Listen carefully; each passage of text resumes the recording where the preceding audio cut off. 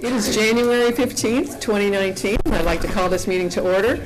At this time, I'd like to say I am Nancy Roche. I'm actually the vice chair from last year. As most of you know, Ann Crow retired last year, so I'll be residing over the meeting tonight until later in the meeting. We will decide our new officers for next year, and they will take place at our next board meeting. So at this time, I'd like to hand it over to Darla Light. We could all stand for the pledge. I pledge allegiance to the flag of the United States of America and to the republic for which it stands, one nation, under God, indivisible, with liberty and justice for all. You have before you a recommended agenda. Do we have a motion to approve? So moved. Second. We have a motion from Kristin and a second from Tom. All in favor? Unanimous. The first thing on our agenda are the recognitions with Fonda Harrison.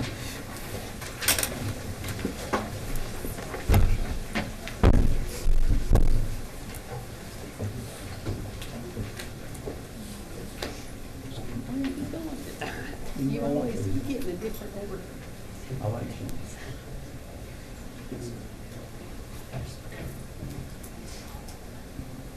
Good evening. Welcome to the most exciting part of, I think, the most exciting part of our agenda for each of our board meetings. And I am pleased to be able to be here tonight to recognize some of our students and also staff members of Forsyth County Schools. First, we have Anant Gautam from South Forsyth Middle School. And Anant, if you'll walk around and come all the way around the back, up here to the front, please. Anant is being recognized because he placed first place in the International HOSA Conference for Prepared Speaking. This is outstanding because he is a student at South Forsyth Middle School. And so this is outstanding for him to have done this. So Anant, congratulations.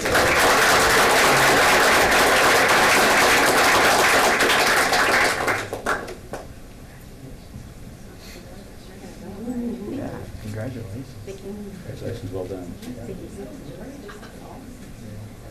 And we realize that there is support for students both at the school and home. So anyone, parents or teachers or school members that are here to support him, please stand. Let us give you a round of applause as well.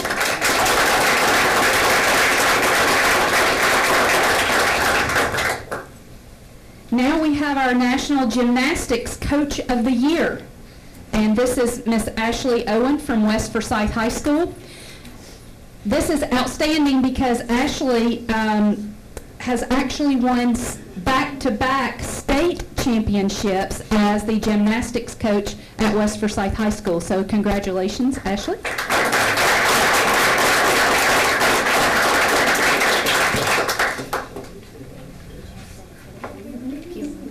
Wow, congratulations. Thank you. Well done. Thank you so much. Thank you. Absolutely. Thank you. And also, those people that are here to support Ashley, I know it's our parents here, and I'm sure there are people from the school. If you'll stand up too. Congratulations to those community members too.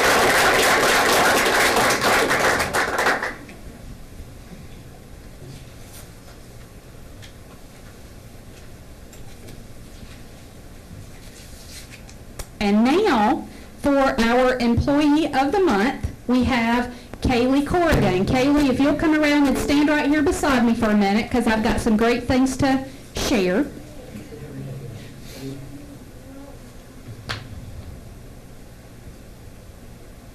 All right, so I'm going to embarrass you. Okay. Some of your colleagues said these things about you. This is Caile's first year as a special education instructional assistant. She is not only willingly and cheerfully working with students that have complex behavioral emotional needs, she also maintains an attitude of peacefulness and kindness. Someone else said, Caile is constantly engaged in student learning. She shows compassion, empathy, and support to students who need it the most. Another colleague said, she has worked diligently and, most importantly, lovingly to help support the needs of students on a daily basis. and when they are in crisis. And lastly, Ms. Corrigan's level of patience that she shows with her more challenging students is nothing short of impeccable. Congratulations. Also, we want to thank Jim and Nix as our supporter for that, and they are here as well. Congratulations. Thank you, Jim and Nix. Where are you at?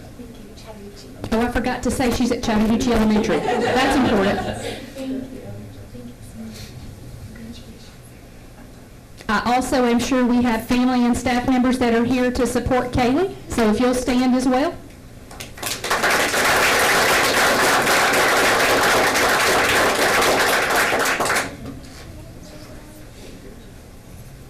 All right, now we're to our Morrow family medicine check presentation. So I think will the board stay here? I'm not sure. Okay. Stay right up here. Oh, All right. We're not going anywhere without that check.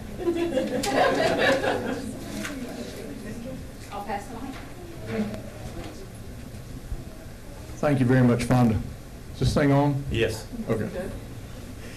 It's been an incredible year for the Forsyth BYOT benefit that the Morrow Community Fund runs. My wife Peggy is by far the most responsible person for what we're about to do here. It's what she does, and she loves it, and she's really very good at it. It was her idea 6 years ago when we started doing this. We started doing this because over a game of gin rummy, we decided we should do something for the community. I thought I was already doing stuff, you know, I've been here a long time. She said, what are you doing for the community? I thought, well, I don't know. So let's put on a golf tournament, maybe we raise $2,000 or $3,000, and the first year we raised right at 30. And it's been a phenomenal ride, and this year was really crazy. We were going to give this check a month ago, but we had a donor come up and say he wanted to give us some money like the day after, so we thought we'd wait and do it tonight. Our sponsors have been just phenomenal. They have been the lifeblood of this thing. You make some money on a golfer and some money on a runner, but the sponsors are really where we are able to bring in money that can really help these kids to a meaningful way. What am I forgetting? Okay. So without any further ado, we're going to break this thing out.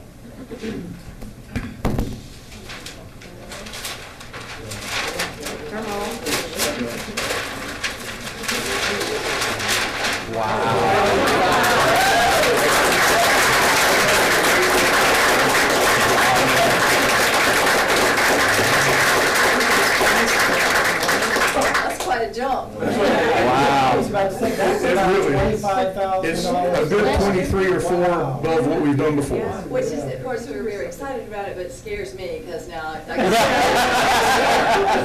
bar gets higher every I'll be sure to answer your email when you see it coming.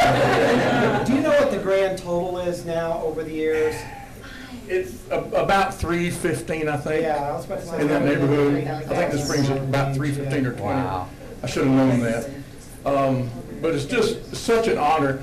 We don't see everybody that gets a device or internet, but we have seen enough to just bring tears to our eyes. I can't even tell the stories. It's just been phenomenal, and the stories we hear about how kids have done better because they're able to do homework and do research and everything else. It's the best thing out of marrying her is the best thing I've ever done in my life. That was a smart way to put it. It looks stupid, but I'm not. Let me just say this as well. You know, we are fortunate. We live in a very affluent community. We're blessed with the support that we receive. But what a lot of people don't know is we have about 15% of our students who live in poverty in Forsyth County. And percentage-wise, that may not sound like a large number, but if you do the math, 15% of 50,000 kids is over 7,000 children who live in poverty. And because of the Morrow family, we're able to provide devices and connectivity to all of our kids in Forsyth County so they can all take advantage of the learning opportunities that we have available in our school system. And so on behalf of all of us in Forsyth County schools, teachers, staff, students, administrators, board members, we couldn't do it without you. And what you have done for our community and for our kids, it's hard to even put into words. So just thank you so much. I hope we continue to support you. I hope that number continues to grow because we're always going to have children in need. And we meet the need better here probably than anywhere else. And I should have said that the board as a whole, the whole building, has been phenomenal in supporting what we do. What y'all have done for the I-Run every October has just been crazy. I mean, we had over 800 runners registered last year. It's been wonderful, and a lot of that's because of what you and Megan Farmer do, and everybody else. I'll miss It takes me names. about a month to recover from that. It's We care worth about it. it. At least you recovered. It's worth it, that's right. Well, thank you guys so very much.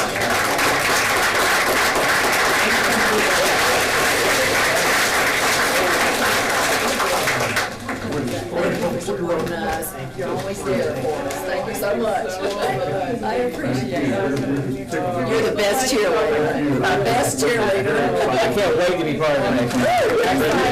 Thank you so much. Nice to meet you. Thank you, Jim. Appreciate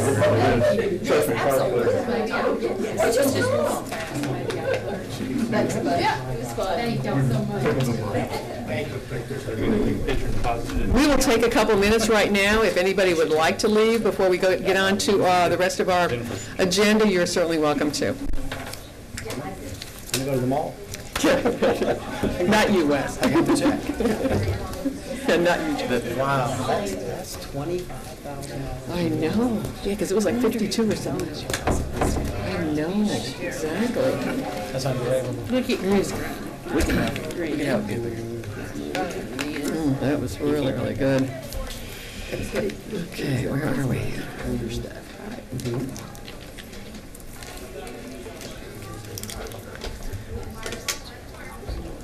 I don't know. Okay, next on our agenda is the consent agenda. Do I have a motion to approve? So moved? Second. I have a motion from Kristin and a second from Darla. All in favor? Unanimous. Next is public participation. Do we have anything? Nothing for public participation tonight. So we'll go on to our presentation and discussion items with Chris Greiner for our finance report.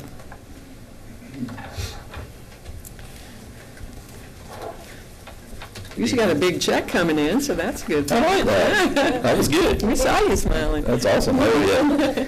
It's hard to believe we're already 6 months through the year as well. I was thinking about that today. So you have before you the financials as of the end of December. The first is our statement of cash receipts and disbursements. See down at the very bottom, total cash at the end of December, a little over $155 million, keeping in mind that will continue to trend downward as we receive roughly 95% of our property taxes now, so our expenditures will start to catch up with our revenues. Always happens. I will say on the 155, we've got $40 million invested in U.S. Treasuries that I mentioned last month, earning around 2.6%. We did those out so they mature in July and August.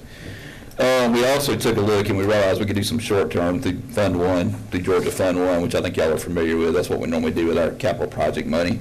So we invested, right now we have $50 million invested that we did in January. That's earning about 2.3%. So we anticipate earning total interest somewhere, by the time we finish the year, between probably a little bit north of $900,000. And we had budgeted, I think, right around $550.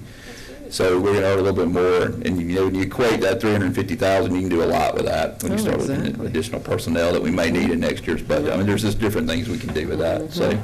So again, we have roughly $90 million of that invested. The other $65 million really sits in the bank, earns a little bit of interest, not much, but it's really there as a compensating balance so we don't have to pay service charges. So there's what they call a compensating or a target balance the bank requires us to maintain, and we don't pay service charges, so that's why that money's.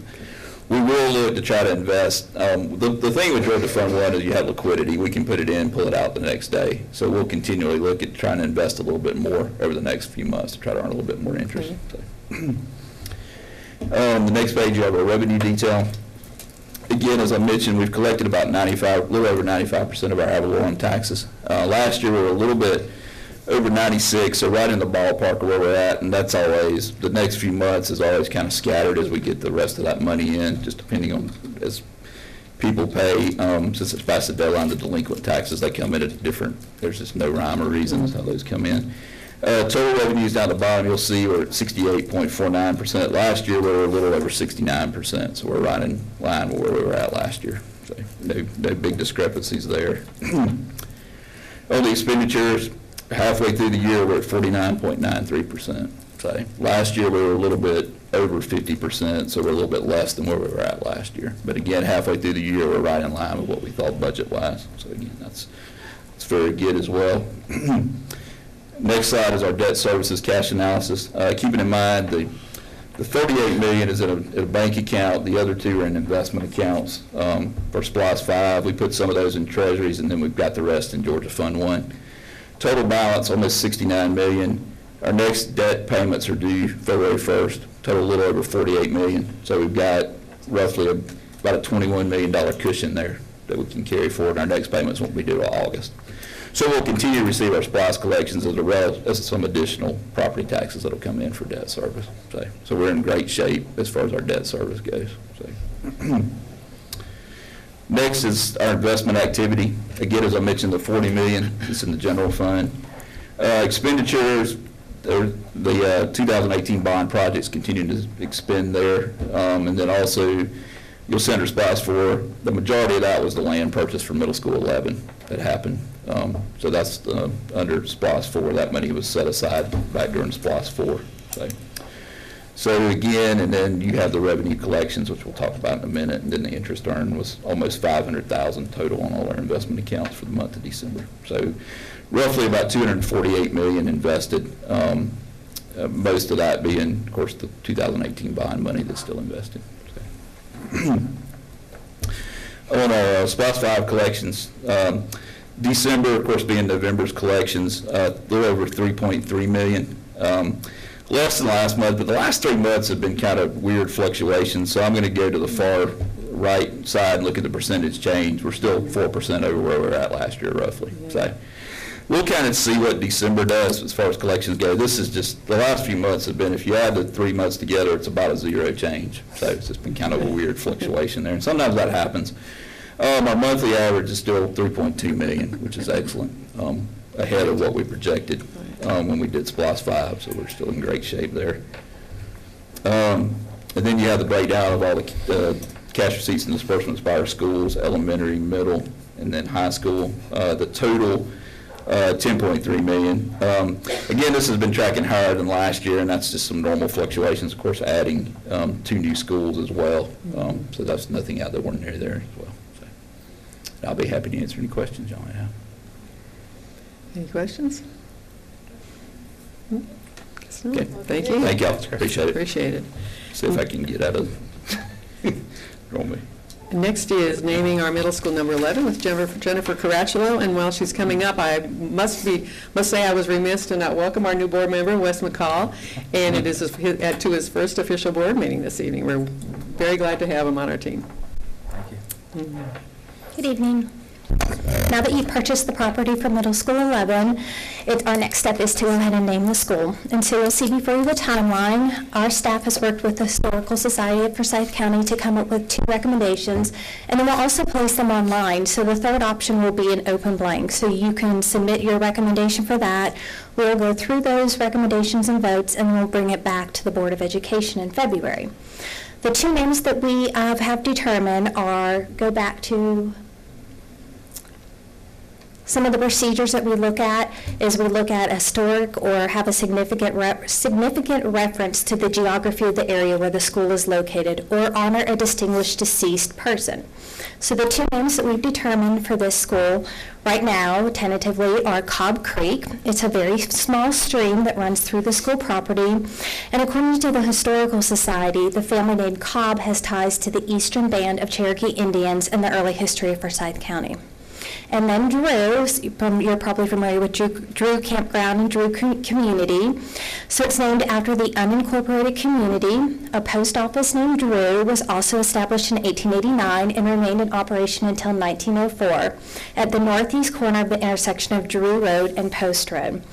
Drew E. Bennett, an early postmaster, gave the community his first name. So that would be Drew. So those are 2 that's a historical reference, and then also something that is relative to the geography of the area.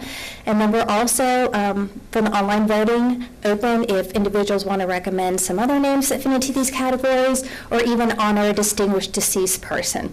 And we do get a lot of nominations for deceased individuals, and so we do have these 3 factors that we look at for the impact that those individuals have made, either to the school or school district.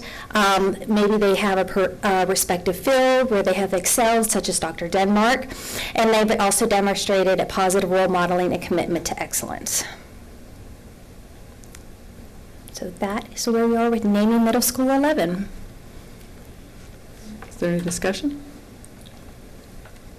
Well, we got to make a motion to accept it But we're, first. No, it's just a but it's under presentation. presentation, so are we voting on this at another time, or is Yeah, this not? February. February. In I'll come back to you in Okay, February at the okay. call meeting with the recommendations, and you, between now and then, can also submit some recommendations, and then you can have discussion at the February meeting with approval. Okay. What did you ask? Did you say Okay. a called meeting? Oh, I'm sorry, work session. Work session. I wanted to go Okay, so ahead and add a name to this because we kind of changed the process a little bit, and usually one of the board members from that district where the school's going to open is a part of it.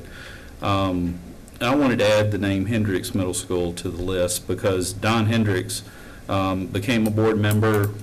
He moved here in Forsyth in 1988. He served a number of years, and I really feel that I'm kind of serving in his legacy a little bit, simply because he went in and helped with the LSEs in the schools, which I served through as I came up through to become a board member in 2004. There's a lot of background things he did at Midway School. He was, very involved there when the kids first started, and came along and then served on the board and helped steer them through that rough time of change when Forsyth really started growing. I was here the night at the board meeting that Ben had announced his death.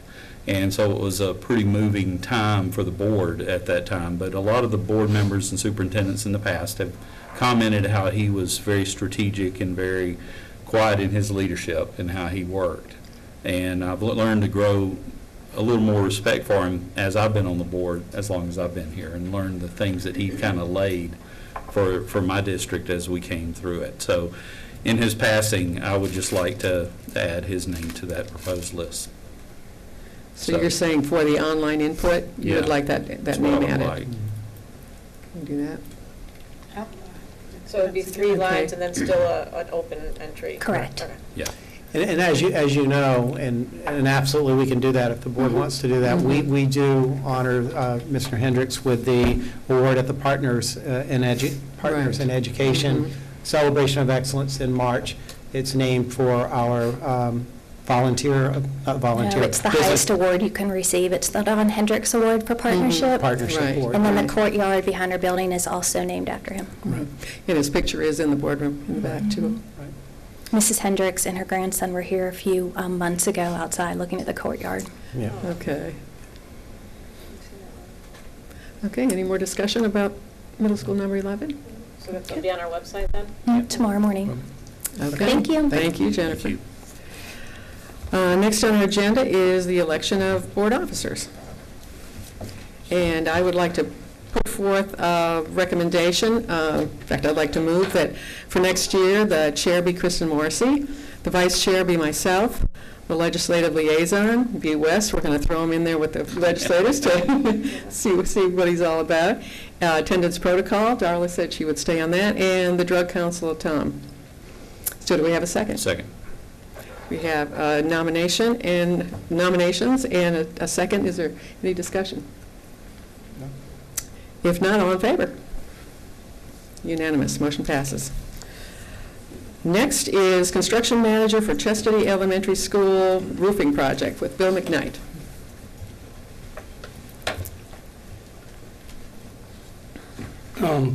Part of our 2018 bond was to re-roof the Chastity Elementary School. This is going to be probably a 2-summer job to get it all done. It's going to be very large and very difficult. So they can't work on it when kids are there? Yeah. So what is, they're going to take off some They're gonna- later, or is it? Well, Is this? that's why it's a little bit difficult. There are places where there are 3 roofs, and there are places where there is only 1 roof. And so it's going to be probably one of the most difficult re-roofing jobs that we've ever had to do. And so because of that, we decided that we needed a construction manager to do the job. And I believe if you look at your sheets, you'll see that we actually had 3 different companies come. One company really backed out. They didn't want to get involved in it because it's so difficult. But we had 2 that did, and all of them are very good contractors. And we come to you tonight to make a recommendation that the board approve Carroll Daniel Construction as the most responsible and responsive offer for that. And once we get them on board and we get all of our plans worked out, then we'll come back to you in March with a final GMP on what it will cost to do the work. Thank you. Recommend approval. We have a recommendation. Do we have a motion? So moved. Second. We have a motion from Tom and a second from Kristin. Any more discussion? No, 2 summers, huh? Okay. It's a big, long school. Well, it's going to be like Christmas when you open it up. You don't know what's going to be there, so it'll be Well, actually, that's a Oh, good point. goodness. Do you have contingency funds out there or something? yes. Built in. Okay. Okay, if no more discussion, all in favor? Unanimous, motion Thank you very passes. much. Thank you, Bill. Next is points of information, Dr. Bearden. Yeah, just a couple of things. I met today with our county PTO officers, and the focus of the conversation today was on the upcoming legislative session. I shared with them the priorities that the school board had with our delegation, which they were very much on board with and appreciate it. A very healthy conversation about the Senate subcommittee on the calendar. As you can imagine, Sure. that drew a lot of interest. It was interesting to me, though, that we probably had 25 or 30 parents at that meeting, and they were absolutely 100% on board that we want it to remain, to have local control over the school calendar. That should be a function of the Board of Education working in tandem with the community. And I just encourage them to reach out and share their thoughts with their delegation so that they are informed as well. So it was a really good conversation. I just appreciate the number of people that serve on PTO boards throughout our community. It's a really important role, and we have a lot of folks very dedicated to that. With the second semester starting, I'm starting my second round of tours of all of our schools. This semester, I'm visiting all of grade 4 in Forsyth County. And with the middle school and high school, I'm doing something I've never done before. I used to have a student advisory committee that I met with 4 times a year here, and these were students selected at their individual schools, but it was only those students I was meeting with. So I decided this semester what I would do is have each principal select a group of 8 or 10 students at each middle school and high school, and I spend about an hour with them. And really the focus of that conversation, I start off by asking them to tell me what they're most proud of when they think of their school. And I've met with one school so far, North Forsyth Middle, and it was a really interesting conversation. What they were talking about, what they were most proud of, and it was really around the culture and climate of the school and how they felt safe and how they felt like they took care of one another, and that it was really very much a family atmosphere. And to hear this coming from students was very empowering. You know, the second thing I asked them is tell me what their greatest challenges are as students today, so that I can get their perspective. And then I finished by, you know, if you were principal for the day and you could make one change at your school, what would it be? And of course, the food would be better and a little more time for leisure activities and things like that. But it's really interesting to gain their perspective, and I'll share more with you as the semester goes on. Today was my first visit with 4th grade at Vickery Creek Elementary, and I've had one at North Middle with the group of 8 or 10 students. So we'll continue that throughout the semester. That's going to be some No, good that sounds stories. like Yeah, it'll be really interesting, Yeah, yeah. Looking forward to sure. it. Okay, do I have a motion to go into executive session for personnel and student educational records? So moved. Second. We have a motion from Tom and a second from Darla. All in favor? Unanimous, motion passes.